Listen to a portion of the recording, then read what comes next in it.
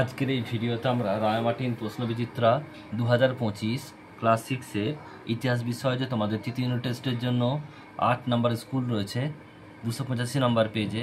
তো এই প্রশ্নপত্রের উত্তর নিয়ে আজকের এই ভিডিওতে আমরা আলোচনা করব।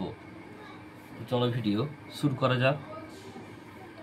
একের দাগে বলছে মৌর্য আমলে অর্থনীতি মূলত নির্ভর করত কৃষির উপর।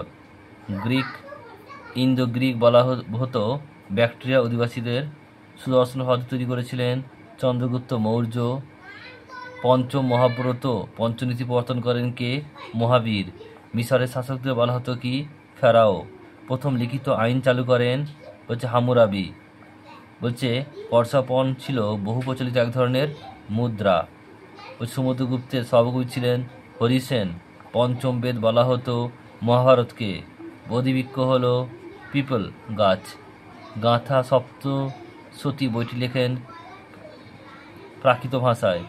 দেবী চন্দ্রগুপ্তম রচনাটি কি? নাটক। তক্ষশিলার যে মহাজন পদের রাজধানী ছিল তা হলো গান্ধার। মেগাস্তিনিস দূত ছিল সেলুকাসের। স্তম্ভ মেলাও।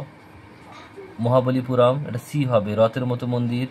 নক্স ই রুস্তম এটা এ হবে। প্রথম দরায়ুস কনিষ্ক এটা ডি হবে। মহারাজা রাজাধিরাজ দেবপুত্র শাহী। সোনার মুদ্রা এটা এফ হবে। দিনার। মিলিন্দ এটা বি হবে। মিনান্দার। পতঞ্জলি এটা ই হবে।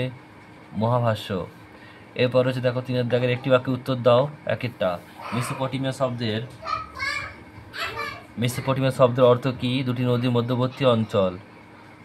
ওয়ার্ড কথার মানে কি? শহর বা বস্তি। মিশরকে নীলনদের দান বলেছেন কে? হেরোডোটাস। সংহিতা শব্দের অর্থ কি? সংকলন। বেদের অপর নাম কি? শ্রুতি। দক্ষিণ ভারতের একমাত্র মহাজন পদ্ধতির নাম হলো অশ্মক। নেক্সট বলছে ভদ্রবাহু কে ছিলেন? জৈন আচার্য এবং দিগম্বর সম্প্রদায়ের প্রতিষ্ঠাতা। নেক্সট প্রশ্ন পাণিনির লেখা ব্যাকরণ বইটির নাম কি? অষ্টাধ্যায়ী। বুদ্ধচরিত কার লেখা?